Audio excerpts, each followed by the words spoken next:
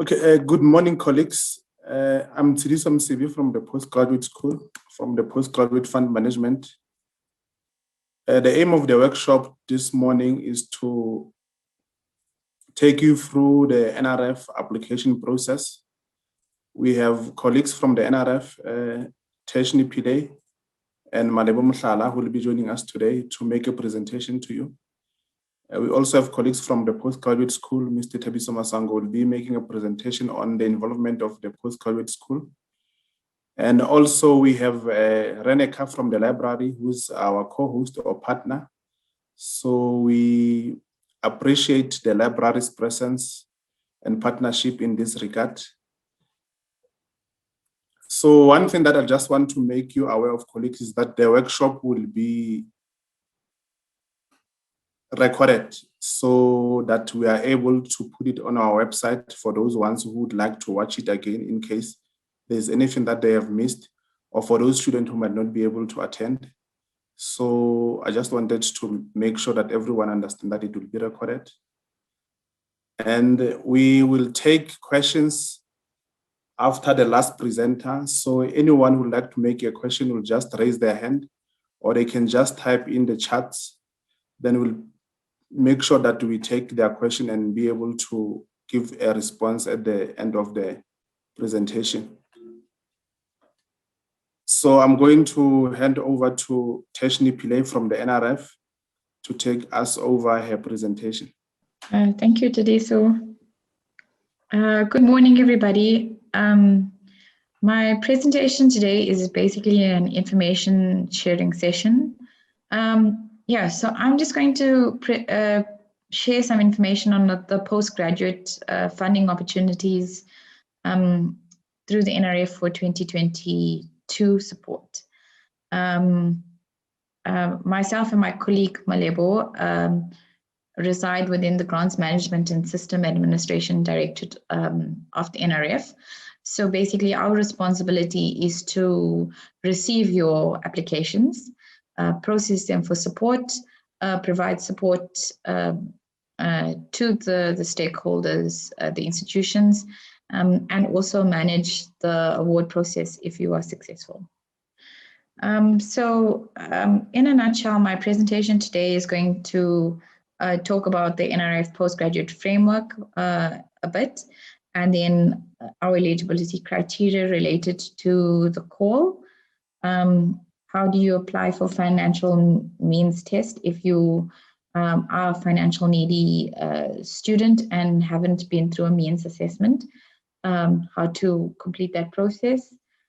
I'll also share with you some applicable allowances, periods of support that the program covers in terms of the different levels of support. And then obviously the most important, the application process, and the assessment scorecards that will be used to assess your application at institution level.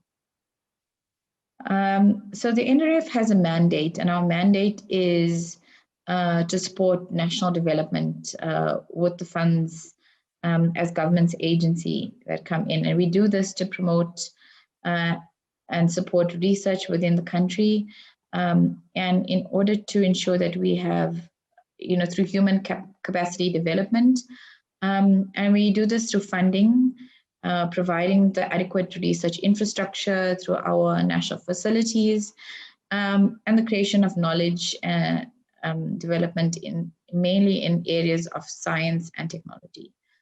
We also develop and support and maintain the national facilities that are in the country, such as your Itemba labs, your SKA, which also forms one of our national facilities, which is now called Sarau. Those are the more popular ones that we manage and support. We also support and promote public awareness and engagement of science through our SASTA programs at school level to encourage students coming up from school level to enter careers in science and technology. We promote and develop and maintain the national system, science system, and we support government priorities. So generally, that is our overall mandate. The postgraduate framework is underpinned by our NRF Transformation Framework. And our Transformation Framework looks at the transforming equity profiles of postgraduate students and researchers, the transformation of the knowledge enterprise, transforming science and society relationships, and building diverse and inclusive learning organizations. Particularly aligned to the postgraduate framework is our enhancing postgraduate access, success, and throughput through funding. So this is a direct initiative under the transformational framework to ensure that students at postgraduate level have equal access, success in terms of equity profiles, and that there is a throughput or pipeline for funding. That means moving a student from honors support and providing adequate support all the way up to doctoral level for that student to complete and finalize the pinnacle of postgraduate support or studies. So under this policy is also, this framework is also driven by the DSI and NRF Postgraduate Student Funding Policy, which was now implemented as of 2021. So this was the first year of the implementation of the policy. There has been some teething processes, and hopefully under the 22 call, which you would be applying, we would have managed to iron out most of those teething issues. The policy is directed at to drive driving growth of the the next generation of researchers, fast tracking postgraduate students for high impact priority and vulnerable disciplines, and also considering the equity profiles of age, gender, citizenship, and disability when looking at funding allocations. We at the NRF approach next generation research support under the Human Capacity Development Pipeline. And we do this in terms of our funding pipeline for next generation research. And this call, the postgraduate call, falls within the next generation research space. We also support emerging researchers through various funding programs, which you can see listed there, such as the TUCA funding program, the NGAP, as well as the BAP funding programs. The established researchers through incentive support, as well as competitive support for rated and unrated researchers, and then your strategic investment programs such as your SACHI chairs and your centers of excellence. Some students might be linked to some of our research grant and strategic investment programs such as SACHI chairs and centers of excellence. And they can list that and indicate that under their application, which I will speak to a bit later. So very important is our eligibility criteria of support. Sorry, let's go back. At our honors level, we support, so across the program, we support full cost studies and partial cost studies. Students that qualify for full cost studies are those with an average of 75% and above under their undergrad, and those with an average of 65% and above for the major subjects under the undergrad can be supported if they're financial needy, or students with disability under the full cost allocation. All those students that have an average of 65% and above and don't fall within exceptional achievers or financial needy or students with a disability will default to partial cost support. At an honors level, applicants must be 28 years of age or younger in the year of application. So applicants must not be over 28 years by the end of this year, 31st December 2021. The honours program is also only caters for South African citizens and permanent residents for support. So there's no international students supported under the honours support program or honours level. In terms of masters of support, again, we support under full cost support and partial cost support. So exceptional achievers will be considered with a minimum average of 75% or 75% for all subjects and above for all subjects. And then your financial needs students will be those that have indicated financial need or have been through a financial means assessment and have a 65% and above at honours, postgrad, diploma level, or final year subjects of the 4th year degree. All those students that don't qualify for the full cost will then default to the partial cost with the minimum hurdle is the 65% entry requirement for their honours or diploma level degree or final year subjects for the 4th year degree. So at master's level, students must be 30 years of age or younger at time of application. At the doctoral level of support, again, it's the full cost and partial cost that we support. Your exceptional achievers are in the category of 75% and above for master's degree. And then your financial needy students would have 65% with proof of NSFAS or SFAP allocation. And then your other students with the 65% will default to your partial cost support. Applicants for doctoral funding must be 32 years of age or younger in the year of application. Please note that there are additional eligibility requirements for your NRF Sarau scholarships. So that's mainly specifically project-based because they're particular research areas within the Sarau sort of projects. And then the NRF TWAS has also other eligibility criteria. The NRF DAD scholarship also has additional criteria at master's and they support at master's and doctoral level. So the NRF TWAS only supports at doctoral level, whereas the NRF DAD will support for South African citizens and permanent residents at a full cost value. So those students that want to apply for a master's or doctoral extension, so these are students that are already currently funded through the NRF and that require an additional year at master's level. That means a 3rd year at master's level support and a 4th year at doctoral support in terms of extension. Applicants must be NRF scholarship holders in 2021 in order to qualify for extension support.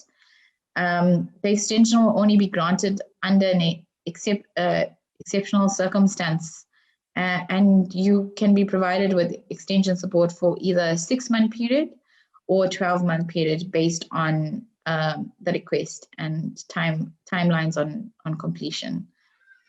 Applicants applying for extension support at a master's level must be registered for their master's degree in 2020 or July 2021. Applicants applying for extension at doctoral level must have been registered for a doctoral degree in 2019 or July 2018.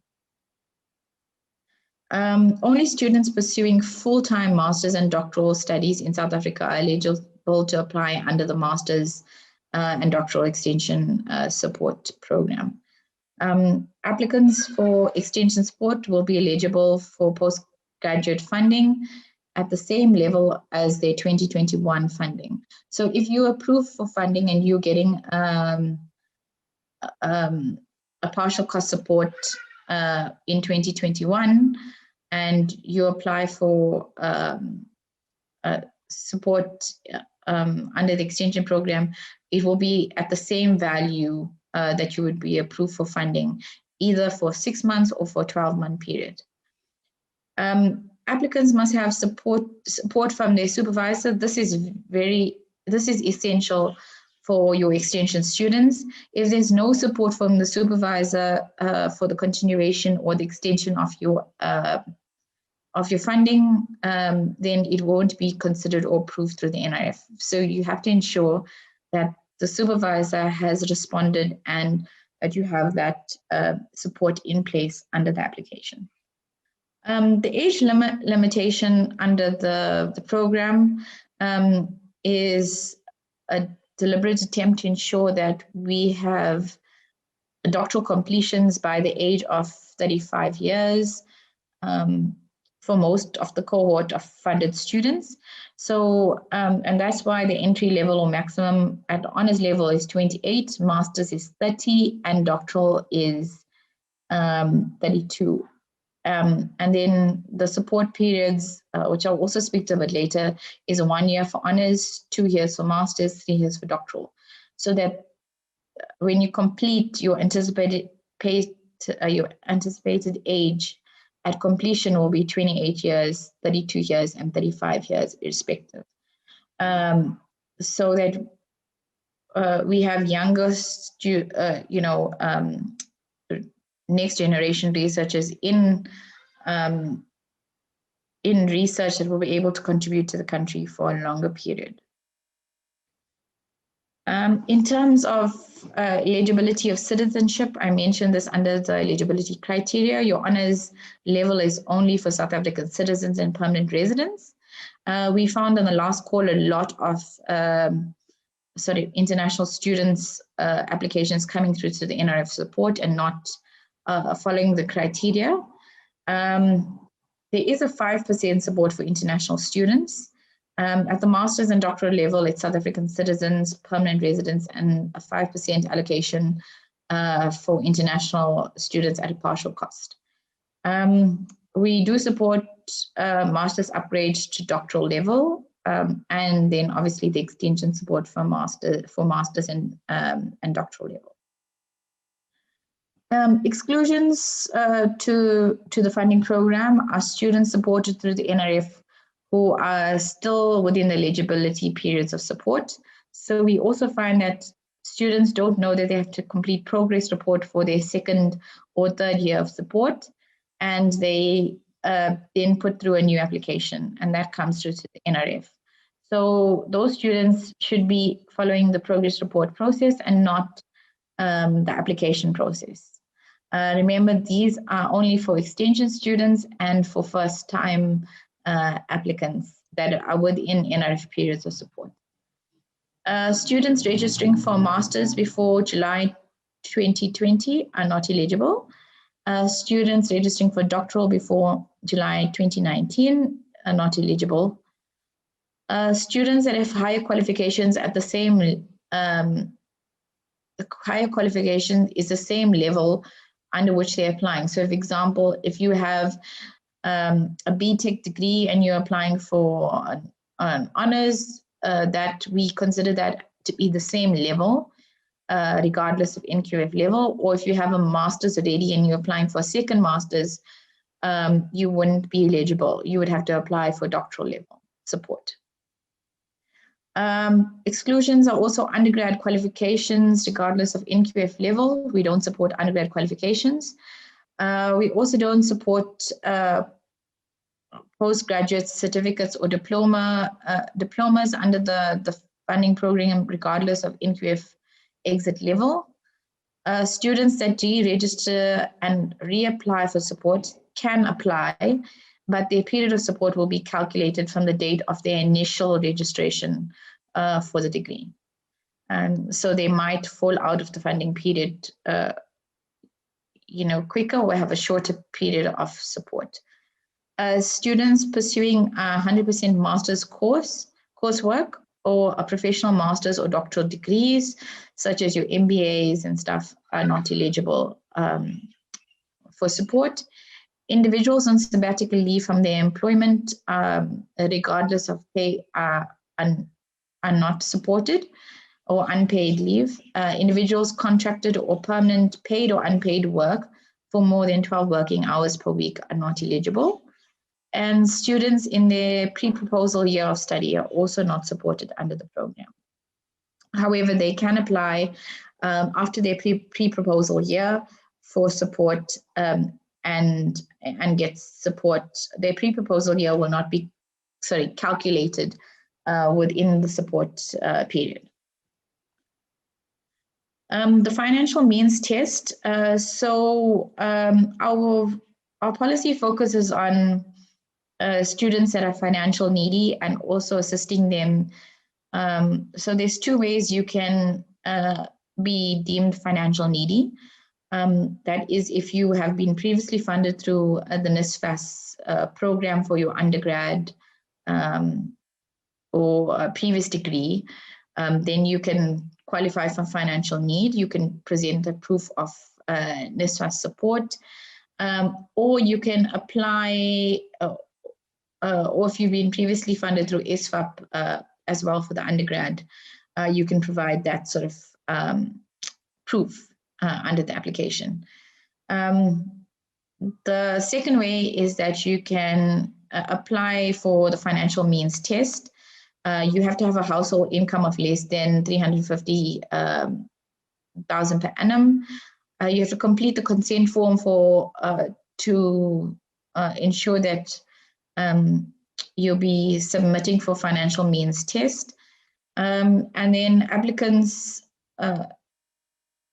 applicants that have been previously funded through NSFAS and SFAP are not required to go through the means test for financial assessment. And applicants who are previously funded through the FUNZA, Department of Military, Department of Social Development, bursaries for undergrad support, they must undergo the financial means test as per the policy. And you do this by completing all the requirements for financial need. It has to be co-signed by the household contributors that are listed under the form and also signed by the Commissioner of Oaths and uploaded to the financial means section of the application. I'll show you that section a bit later. Applicable allowances under the program. So you will see that the various levels of support, the applicable allowance is your living and transport allowance, your food allowances, your maximum accommodation allowances, your tuition fees, which will bring us to a total. For full cost students, they also have access to electronic study device. And for your students with disability, they have access to an assistive device allocation. The process for full cost obviously is that they're supported under all categories, whereas partial costs, and at these values, partial costs are only supported for accommodation and tuition fees. And then there's a note on partial cost students that are not eligible in terms of our requirements for accommodation. They may access the living and transport allowance. So the institution will tell us if you are living at home, and then you won't be allowed to access the accommodation allowance. You'll be able to access a living and transport allowance. So, for example, if you're an honors student, you would qualify for the 12,000 living and transport allowance if you aren't able to access the accommodation allowance. And the same applies at master's and doctoral level support. These are the maximum values, but we do require that there is a proof of accommodation or in terms of a valid lease agreement under the accommodation allowance for you to access the accommodation allowance. If you don't have a lease agreement in place, you won't be able to access that allowance. And we will only pay out to the actuals. For example, if your tuition fees and honors level is 20K per year, then you won't be able to access the whole 52K. We will only pay out the 20K that is required for your tuition fees. So we pay out on the actual cost. The remaining cost will then be returned to the NRF. Our periods of support at an honors level is 1 year of support. A master's level is 2 years of support. Doctoral 3, for master's upgrade to doctoral, we provide a total support of 4 years. And then for your extension support is your 6 months or 12 months based on the motivation or submission. Your periods of support is based on date of initial registration for these degrees. The application process. So our applications are currently open on the NRF online submission system. This is where you, the website link, where you go and complete an application.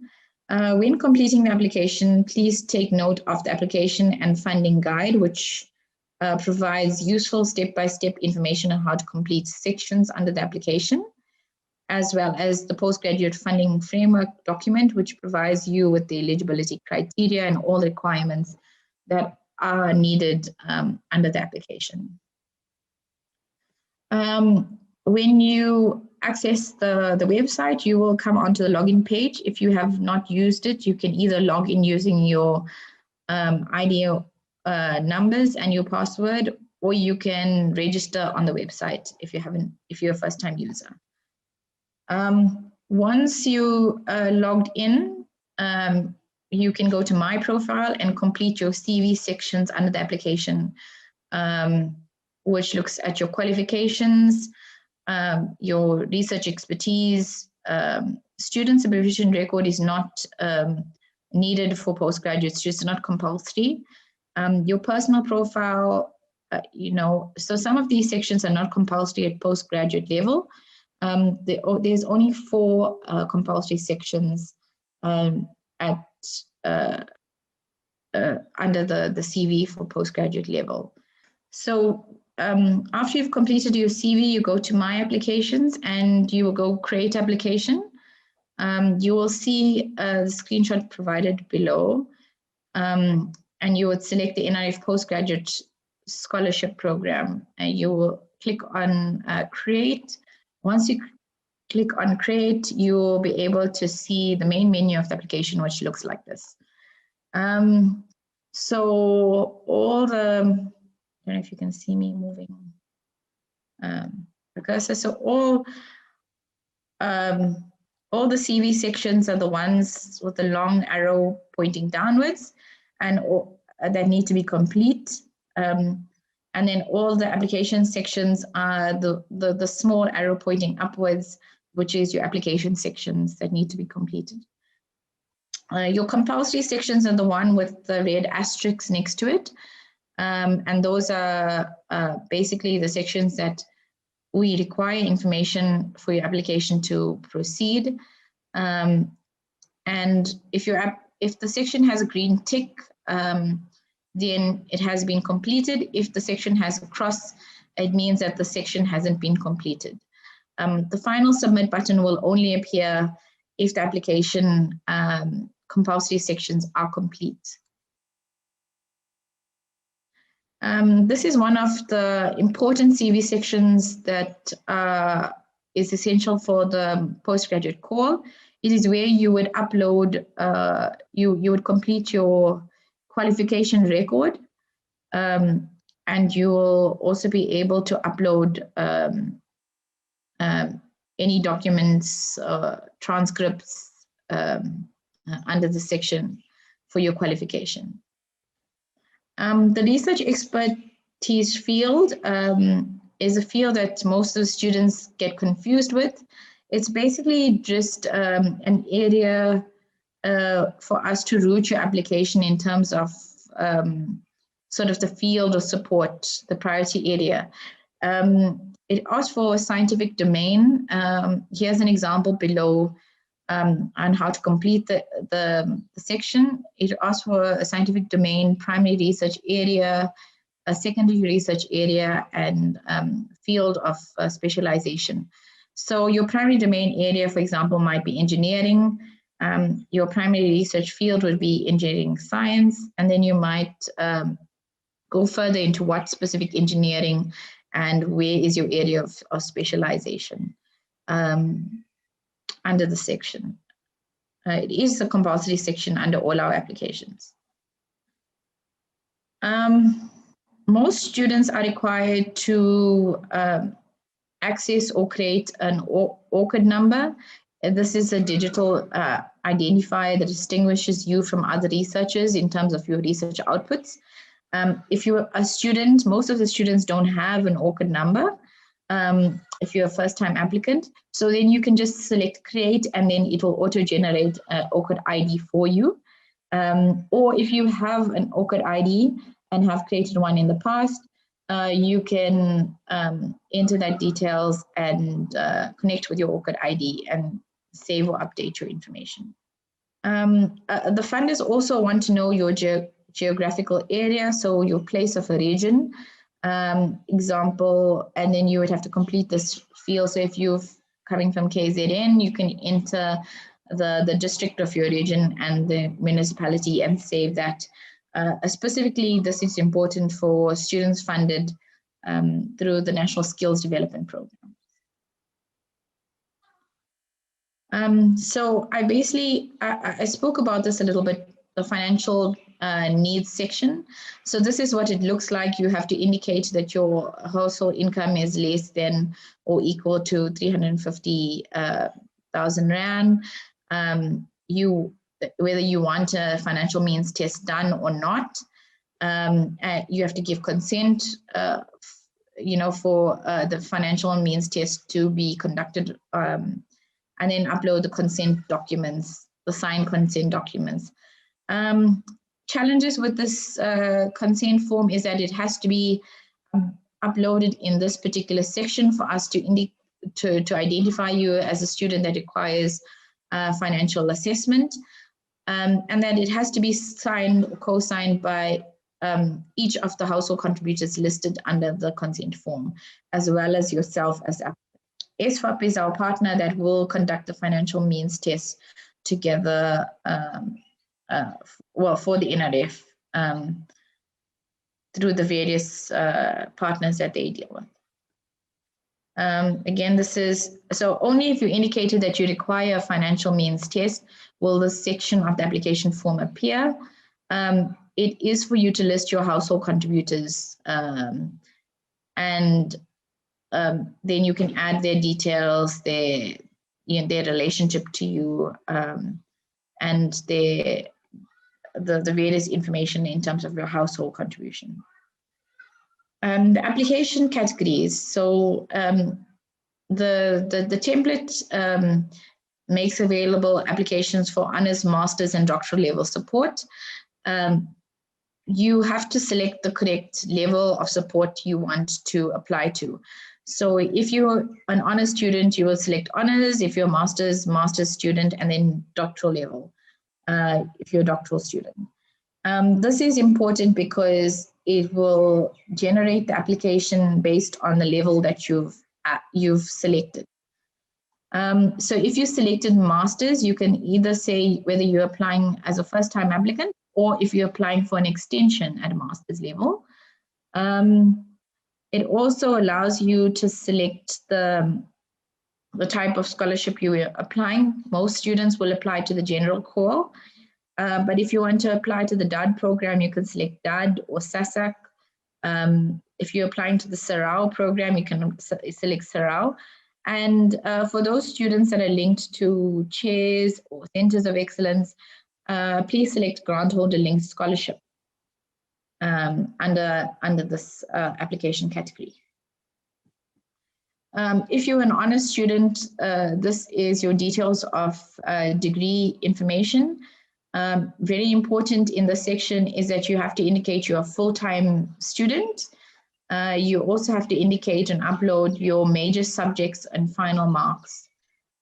Please note the NRF uses this information for the funding decision process. So we do want to have you updated or final marks under this. If you haven't got your final marks, you need to notify your institutional office that they are required to update this before they finalize the process on their side in terms of submission.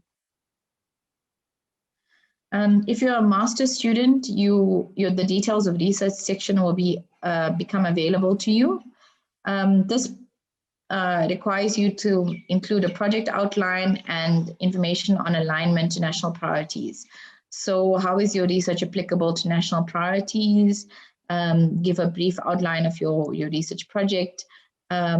What sort of initiatives will this address, and why should South Africa invest in the study or research that you'll be conducting at this level? If you're a doctoral student, you can select first-time applicants or extension, and there's more doctoral options. Our NRF program is for students that are studying under the NRF NRF program under split or single site, and that's at specific universities in the Netherlands. And then obviously the TWAS program is for students, some other African countries that want to study in South Africa. And there are a particular list of programs, and obviously Sarau would have their own programs. If you select Sarau, that will be routed to Sarau. The doctoral sections that will open up to you in terms of your detail of research is your problem statement, your aims and objectives, your research impact, and your alignment in national priorities. So when we look at the scorecard later, you will see that lots of these sections carry a very heavy weight in terms of the assessment of the application, and it's the area that you will spend your most time completing under the application. So please give it all your effort and make sure that you reference in text, that you explain or summarize correctly under these sections what you want to do, and that you give clear indication to the reviewer or assessor that is assessing the application. For extension support, again, you can select, when you select master's level extension or doctoral level extension, you will then have the option of adding 6 months or 12 months and then completing particular application sections, which is key. Before I go on, very key in terms of the extension application is that you provide details on progress and a work plan for your extension period, as well as the reference. So those are the three important things to ensure that are in place under an extension application. The reference section is also a very problematic section and not completed correctly by students. If you are a master's student, you are required to enter the details of your master's supervisor or proposed master's supervisor if you haven't commenced with the master's degree. The same with doctoral level. If you are a doctoral student, you are required to enter information under your previous master's supervisor as well as your proposed doctoral supervisor. And then I mentioned that the supervisor section is imperative for extensions. This is also an area where grant holder link students will identify their supervisors by entering the UID or the reference number, which will show us that you are linked to a research grant. Because students that are grant holder linked and have that are supported through supervisor are prioritized for funding under the grant holder linked funding programs. We can only consider a student for grant holder link support if they put through an application and they indicate that they are linked to a grant holder. It is also important under the section that you indicate clearly the role of the reference, the referee. So if you're a master's applicant and you entered just referees under the application, your application will not be considered. You have to follow the process and indicate the required master's supervisor or proposed master's supervisor. The same applies for doctoral level. and extension support. The role is very important. A lot of students were screened out in the last call because they selected incorrect roles and they didn't follow process under this section. This is just another screenshot of the extension application and information you need to include under the extension application. So if you're a funded student, your NRF UID will appear, unique identity will appear under this application, and the value of your grant will also appear. Your previous grant that you were funded for in 2021 will appear. Attachments which are required under the application. So a lot of students also don't follow the attachment requirement. Under the registration section, you are required to attach your ID copy or valid passport if you're an international student.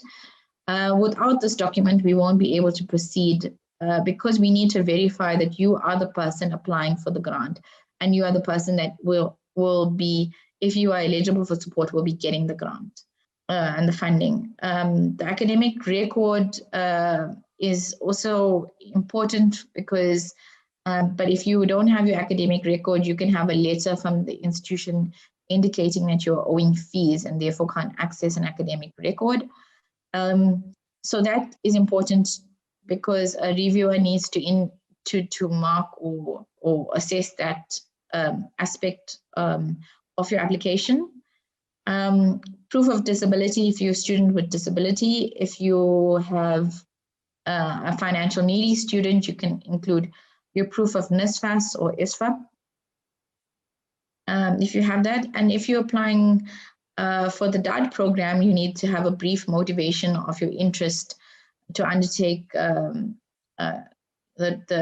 2 to 6 month research visit travel grant for Germany for DAD applicants. Tracking your application. So there are various stages in terms of your application, and you will be able to view that under your application.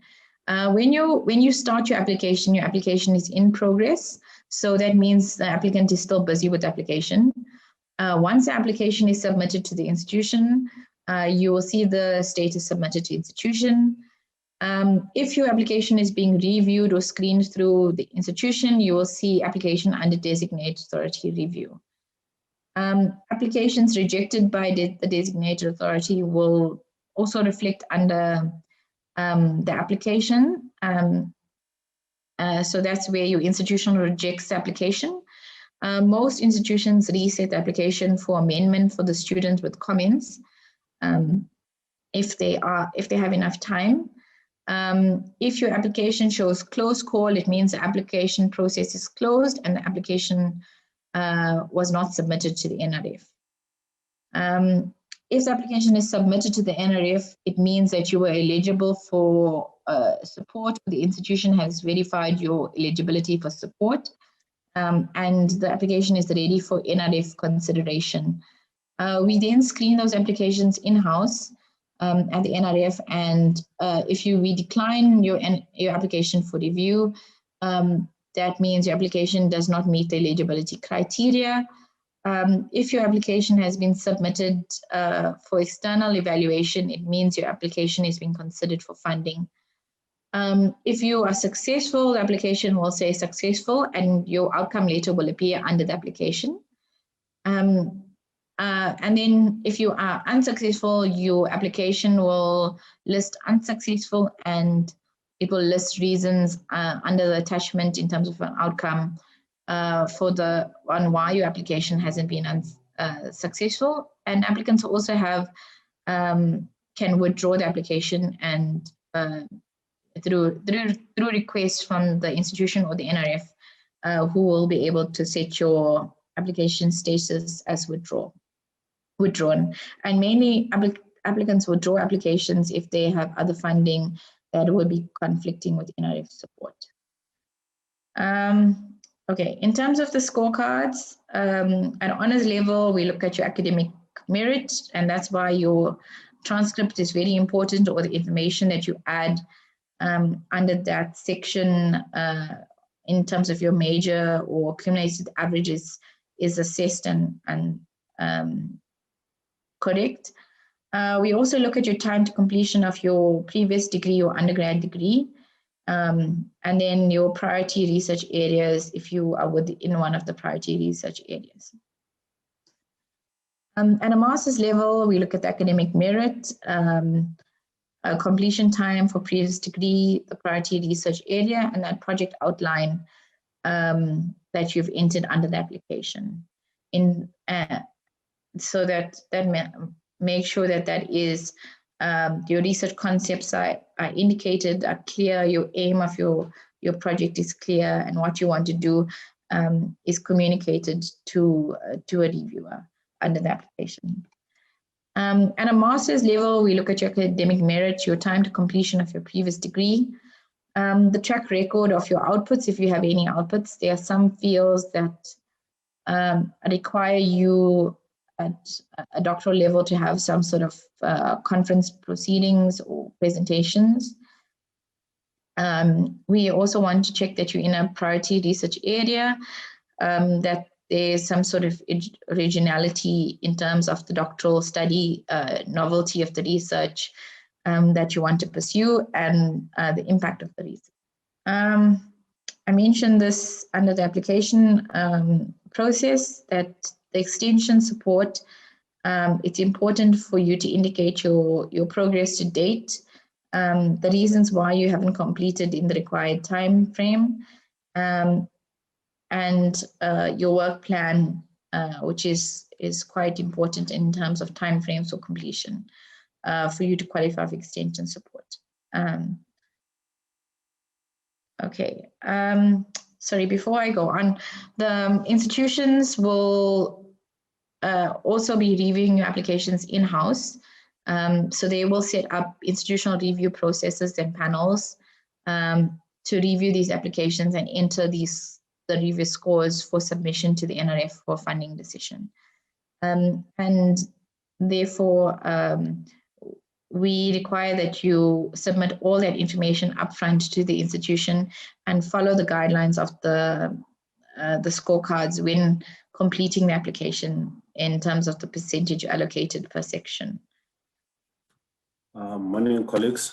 Thank you for availing yourselves today. My presentation will be brief and will be based on the postgraduate school involvement in the application process.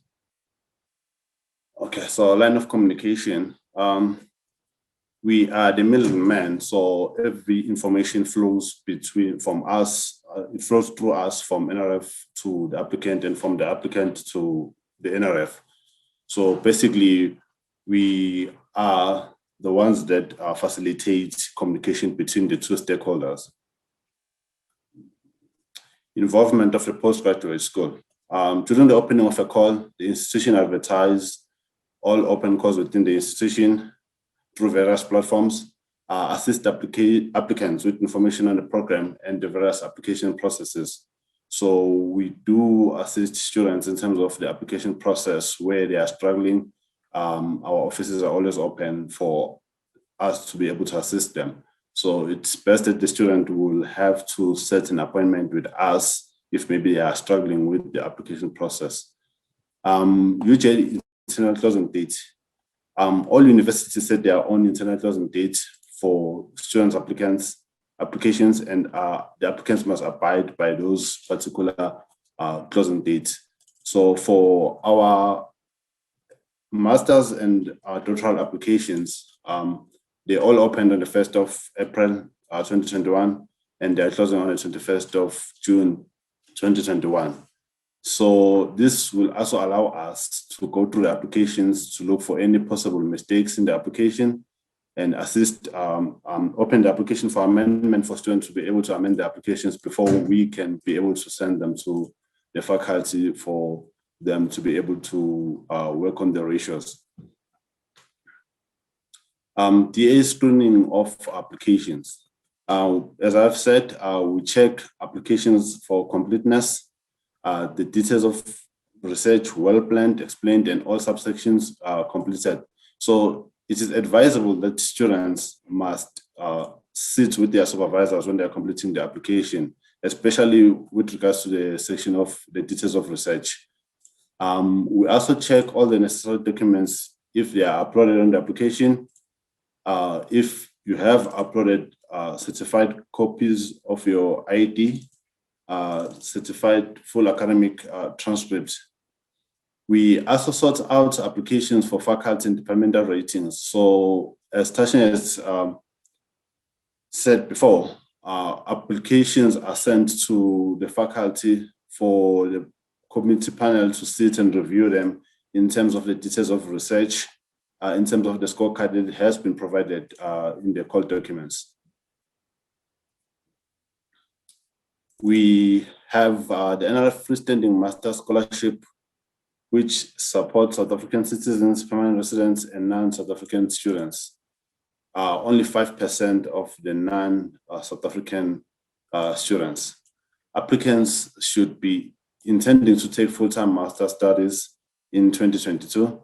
NRF doesn't fund part-time studies. Applicants may not hold full-time employment during the tenure of the scholarship, but there is exception in terms of how many hours you can work in a week. So it cannot be a full-time salaried employment, but only part-time. Students must have obtained an average mark of 65% from previous degree. Students with an average mark of 64% and below, their applications are rejected and do not make it through to NRF. Applicants should be 30 years of age or younger in the application process. Any area of research discipline will be accepted. So NRF funds all areas of research. However, awards are awarded to 80% of the awards go towards science, engineering, and technology, 20% to humanities and social sciences. We also have full cost of study, which amounts to 167,000, and partial cost of study, which is 100,000. As Tashina has explained before, you do not get the full 167 or the full 100,000. It depends on your tuition fees, how much your tuition fees cost, and then how much your accommodation cost. And then the remaining amounts is returned back to the funder. We also have the NRF freestanding doctoral scholarship. Again, it's the same as with regards to the master's doctoral scholarship. The only difference is that applicants should be 32 years of age or younger in the application, in the year of application. And then the cost of the scholarship, the full cost of study is 175, and then the partial cost of study it's 90,000 for doctoral. Post-award, after we have reviewed applications and we had sent them to the faculties for them raising them, the applications, we then approve applications that has been endorsed by the faculty. After that, then the NRF review process begins, which then after the NRF review process, announcements of results. And after the NRF review process and announcements of results, outcome letters are sent to successful candidates. Signed conditions of grant must be submitted to the postgraduate school before the indicated date of take-up, which usually is the 30th of April. In any case whereby a master's student or a doctoral student is yet to be able to register before that particular date, they are encouraged to write a deferment request, which can be sent to the NRF parts. That particular deferment request, it has to be before the end of June in that particular year. Feedback can be obtained for unsuccessful candidates. So we do receive feedback from the NRF and from the faculty. If they did not endorse that particular applications, then they do send us communication to say what were the reasons for them not endorsing that particular application. So it can be obtainable from our office. Thank you. So that will be all from my side, and then I will now hand over to Thabiso for questions and answers. Okay, thank you, Thabiso, for your presentation. So now we'll move to the last part of our business today, which will be taking your questions. Anyone who's got a question will just raise their hand, then I'll unmute them so that they can ask their question. Then we've also got questions from our chat.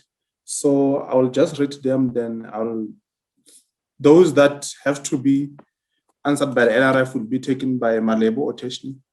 Then the ones that has to do with the postgraduate school, I'll answer them together with my colleagues here.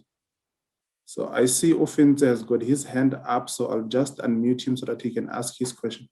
Yes, I wanted to ask if you are using NRF for 2021, are we supposed to reapply for masters, or it is the NRF do an automatic selection? Okay, I can answer that. If you are currently using NRF in 2021 for your honors degree, you have to submit a new application for master's support. But if the NRF that you are using in 2021 is for masters, then you have to go through a renewal process. So at the end of the day, you'll have to submit an annual progress report so that you can be considered for your second year of studies. Hi, yes. My question relates to the doctoral application. When we were going through the NRF guides of certain compulsory sections, we didn't go through what science engagement section covers, as well as what the national infrastructure platform covers. Those two sections, I'm not quite sure what needs to be inserted there. Okay, thank you. Let's just take a second question, then we'll give to Teshni to answer. Gezani, given. Afternoon, colleagues. My question would be, I already applied for this year. So in my application, I just heard now that you need to submit all your documentation, like your degrees and all, and your academic results. And my application is already submitted. Is it any possibility that I can be able to edit my application while it's already submitted? And secondly, on the system, it says NRF Postgraduate Scholarship. It doesn't give us the option for, it didn't give me the option for doctoral application, because I'm applying for doctoral applications. I don't know if there will be any possibility that I can change all the applications that I did now.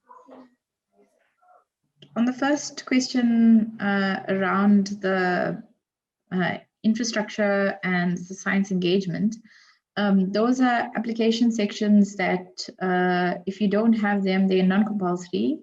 Well, you can select, they're compulsory, but you have to you can select like not applicable at postgraduate level. So it's basically if you're going to use any national infrastructure related to your study, and that's mainly for your science degrees, if you're going to use mass spec, or if you're going to use some sort of national equipment or institutional equipment, you can list that under the application because we report to our funders on the utilization of infrastructure. And science engagement is mainly how you will consider disseminating that research in terms of science engagement. Will you be maybe creating, having a workshops or some demonstrations, or having information sessions when your outcomes or public seminars when you have some sort of research outcomes after the research. So if you don't have any of those, you can select not applicable under the section. And then on the second question by Gazani, your institutional office can reset that application for you to amend. You will find the drop-down for you to select doctoral under the application category of the application. And that's where you select the level of support. And as I said, that is important that you select the correct level so that the right template becomes available for you to complete. Okay, thank you so much for the opportunity. I wanted to ask, let's say I applied for the doctoral study and then my proposed university, let's say it's University of Pretoria. and then I end up not going to Pretoria and then go to UJ. Is it possible to transfer the funds specifically for the doctoral level? Thank you. So yes, you are. You can request change or transfer of funds from one institution to another, but that is also based. That has a process. You have to submit a request letter from yourself as the grant holder, a release letter from your old supervisor that is linked or indicated under the application that they will be releasing you as a student, and an acceptance or support letter from your new supervisor. You need to include those details for transfer. If you are going to change the research, the research study, you also need to indicate the synopsis of your research. And that can be sent via the institutional office to the NRF for consideration and approval. All right, thank you. Good day. My question is, last year I was doing first year masters, so I was using a grant link from NRF. So we were told that it won't continue this year. So I was wondering, the contract that we signed wasn't sufficient for 2 years. Thank you. Is it Tabo? Is it?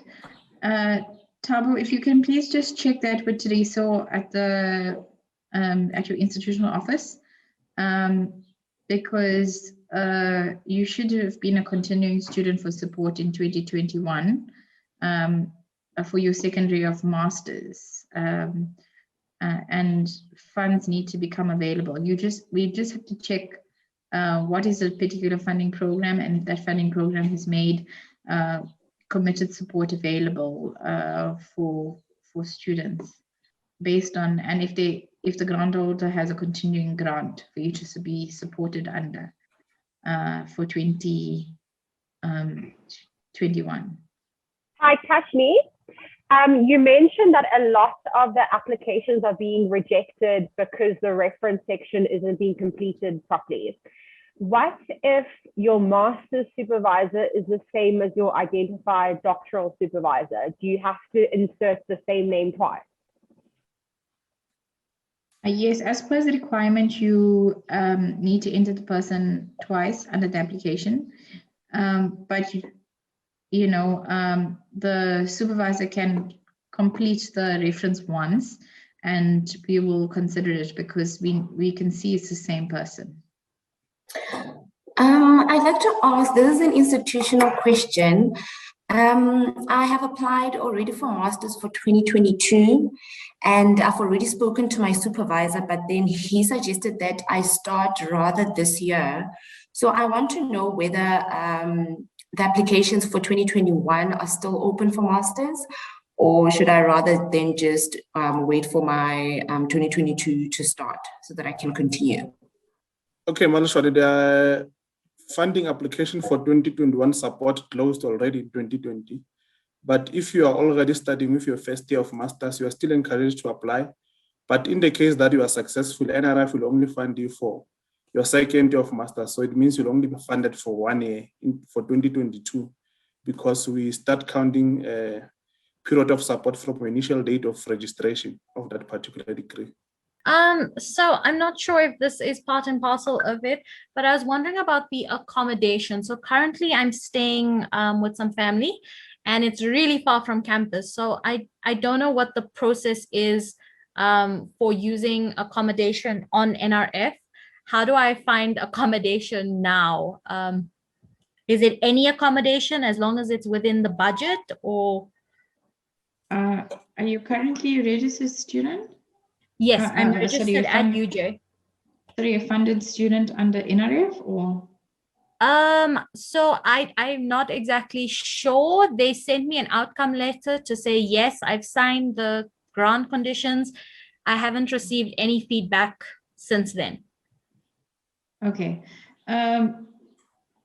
Teresa can follow up with, and Malebo, maybe you can advise on Khan's approval of scholarship, by checking our systems. So basically, you won't qualify for the accommodation allowance if you are staying with a family member, because it's considered as living at home. You can access accommodation elsewhere, private rental accommodation or university accredited accommodation. I think those are limited around campus. And you can submit a lease agreement through the postgraduate office and then you would be able to access the accommodation applicable allowance. Oh, okay. No, I was just worried about if it was restricted to a specific accommodation. I'm looking to move from home because it's just too far from campus. Yeah. So you can move and submit that rental agreement through to the postgraduate office for access to the accommodation allowance. Okay. All right. Thank you so much. I just wanted to ask, because I already applied for doctorate. Remember, my master's was submitted, my full dissertation was submitted this January, which the first results are already out. And then I will proceed to doctorate, which may happen, I start after June. So I wanted to ask, is it my application still standing, which she asked the same question? And the second one was the issue of reference for my doctorate. Do I put the reference for my previous supervisor, or I will put reference for the new supervisor when I'm doing my doctorate? Now, I didn't understand their own reference. I wanted to understand when I put reference for my research, do I put the previous supervisor, or I will await to get the new supervisor that I'm going to be doing? But I still feel maybe it will still be the same supervisor, or the university will give me different supervisor. So I don't know there. So under the application, you would put your proposed supervisor for the PhD, your new supervisor as the reference, and because the supervisor has to give support for the application, they have to indicate there's available resources and infrastructure to carry out the research under their confidential reference of the application. And obviously they have to support you as a candidate.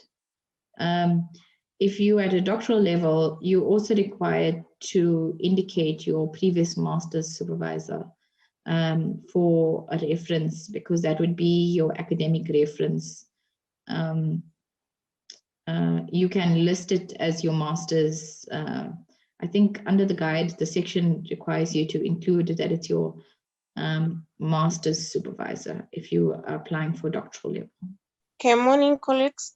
My question is, if I have a private accommodation and my invoice doesn't show the electricity and the gas, the other things, it only shows the rent. So how do I include the other expenses to the rent when I'm when I'm submitting my lease?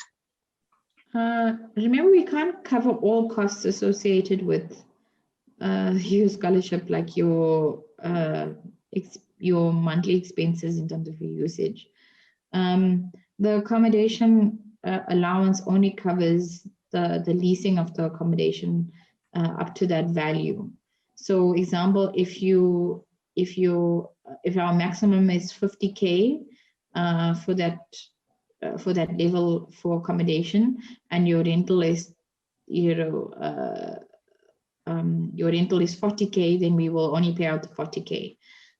You cannot include any monthly expenses under the accommodation allocation. I think that would be covered under your living expenses or category. So you don't need to submit for that, but you can utilize that funds for support of your living expenses. Thank you for the opportunity and greetings to everyone. I just wanted to know what are the accurate documentation that I need to submit for me to be able awarded the laptop allowance. Or the device allowance. Yes. You need to submit 3 quotations to your research office, and they will then approve the quotation that they will approve a quotation, and then you would obviously then they would make the funds available, and you purchase the device and provide proof of purchase, which is uploaded to the grant. All right, thank you very much.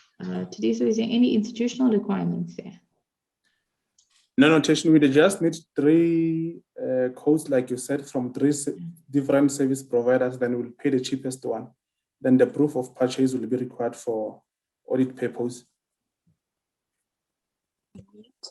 Good morning. I'm currently registered for my master's at the University of Johannesburg, and I have been struggling to upload my qualifications on my application. So I was wondering what the problem could be. And also, if you are under 30 but are fully employed, will you still not be paid for? Will NRF still not be able to pay towards your tuition? So if you are employed, you remember this, the scholarship is not for persons under a salaried employment, full-time salaried employment. Yeah, so the NRF won't be able to support you. You won't be eligible if you're under full-time salaried employment.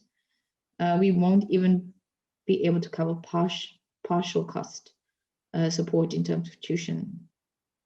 I'm currently doing my honors this year.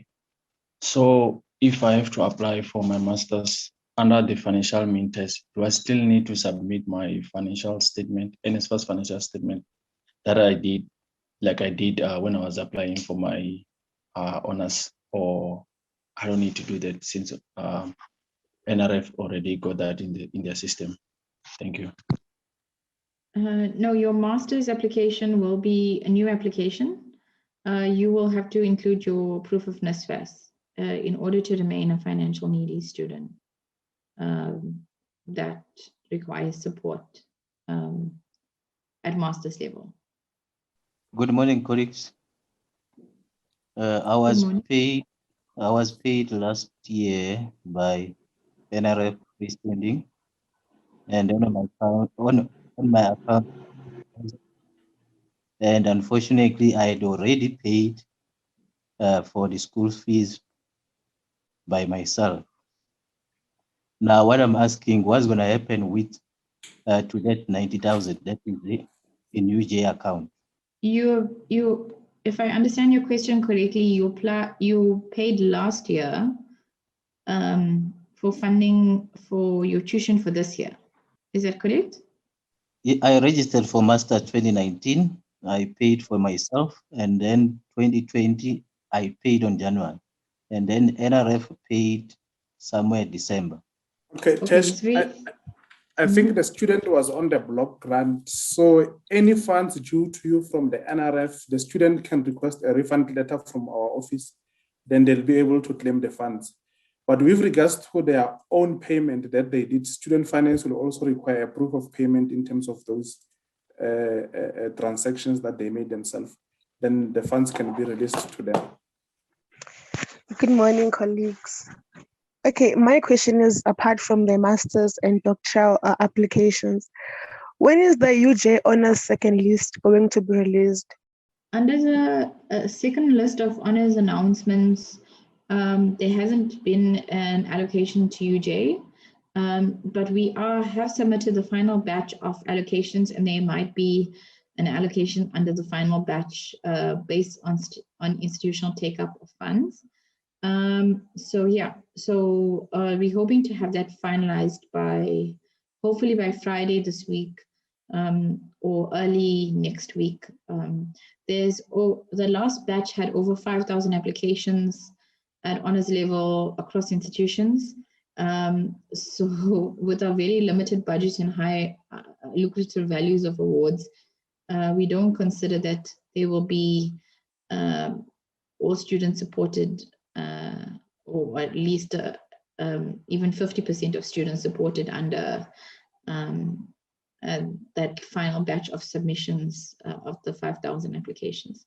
So we are waiting for the funding decisions from our funding domain, and we will notify institutions, and you would, if you're successful, you'll receive an award letter very shortly, within a week. Greetings, colleague. Thank you. I wanted to ask whether is it possible to use NRF with other bursaries, and whether do you get the full amount or the partial amount? Thank you. So under our conditions of grant, we have supplementation clauses on what can be held together with NRF funding. Under the full cost scholarship, full cost award category, you can't supplement the award unless you require additional support from another funder, a non-governmental funder, for tuition and accommodation values. So you can supplement or top up only on tuition and accommodation support. If you are getting under partial cost support, you can top up or access non-governmental funding to the value of the full cost support. So if full cost for tuition is 30,000, you can supplement under tuition to the value of full cost, which is 30,000 from another funder. If your other funder is covering your tuition costs, then the NRF will not provide funding for the tuition cost that is covered by another funder. So yeah, so other funders can supplement for allowances that are not covered or supported by the NRF or through the NRF. Yeah, but again, if you need to clearly clarify any supplementation regulations, you can check that with your institutional office or the NRF. It is section 18 under our conditions of grant allocated to grant holders. Okay, so I wanted to ask a couple of questions. So I'm currently doing my honors and I'm funded by NRF, and I wanted to know if it's possible for me to do another honors program next year instead of a master's program. That was addressed under the slide of exclusions. It's not, it's not possible for you to do a second honors through the NRF funding support. Okay, and then also in terms of the funds, my registration was already paid for before I got the NRF scholarship. It was paid by the faculty, and I think they also paid half of my fee. So I wanted to know if NRF will refund those amounts or how. Like, is there a way to claim back those amounts, or should I tell the faculty to retract the amounts? Okay, I can take that one, Tashni. All students who are on NRF funding cannot receive the UJ Honors Faculty Bursary. So if that's the UJ Faculty Honors Bursary, the funds will be reversed. So our office will do that, so you don't have to worry about it. We'll reverse the funds. Oh, so the office will reverse the UJ funds? Yes, we will reverse the fund. The postgraduate school will facilitate the reversal of the faculty funds. Thank you. Greetings. The lady who just spoke now, Kuto, asked the question, yeah, faculty thing is, it was my other question, like about faculty funds. And my other question is that, are we allowed to use African languages when we complete our research work funded by an NRF? So most of the assessors or the reviewers that will be reviewing your application use English as the business language. We do require the application to be completed in English so that it's accessible to our reviewers in terms of research. However, we would consider applications that have specific like language or there has to be some sort of reference to indigenous language under the application. We will consider those written under the or entered under the application. You have to make the institution as well as the NRF aware of a particular application that has that impact, so that your application is reviewed by the correct review or somebody that has the background to review that application in its indigenous language. Just because if we get an English speaking or an English reviewer to review that application, it might take out the context in the way that application has been submitted. I'm not sure if Malebo addressed the one for transfer of scholarship in the chat, but yes, if you are awarded a scholarship at UJ and you want to transfer to any other public university, you are allowed to transfer. I think Teshni addressed it. So yeah, a transfer is allowed. Then if maybe there are no more questions, then we... I see the questions on the chat, on the electronic device. It's not applicable to part-time, not part-time, partial cost students. So students that are funded under partial cost support, the electronic device is not applicable. Hi, I would just like to know that if I have already paid for my accommodation for the year, what do I need to submit to get a refund for that? That's it. Hello, the institution will give you a monthly allowance for your accommodation and the living cost if you're under the full cost of study. Then you are responsible for paying your own accommodation. So you'll have to pay the landlord. We are not getting involved in that.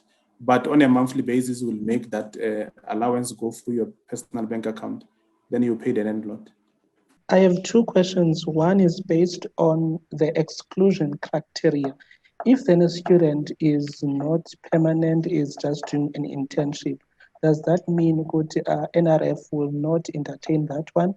Secondly, with the full cost and partial cost, which is 167,000 and 100,000, how is it broken down? Typical example, if a particular student is from Gauteng and their research area is in, let's say, for example, in the Western Cape, does that amount also, would it also cover some accommodation for the particular student to do their data collection and whatnot? And what would be the best route to do so? Would the student also need to give 3 codes of BNBs and whatnot? Thank you. Yeah, the student was asking, in the case whereby they are enrolled at UJ, but they are doing their honors, their research in another province, what then do they have to do? Do they have to submit a lease agreement of that particular accommodation that they are occupying in that particular province? And what else do they need to do? So they are residing in another province. Yes, sorry to cut you. We have had such cases, but we had informed students that they must submit their lease agreement and their invoices, and then they must also submit a motivational letter indicating the reasons why they are currently in another province while the institution is in Gauteng. So I don't know if maybe that will suffice.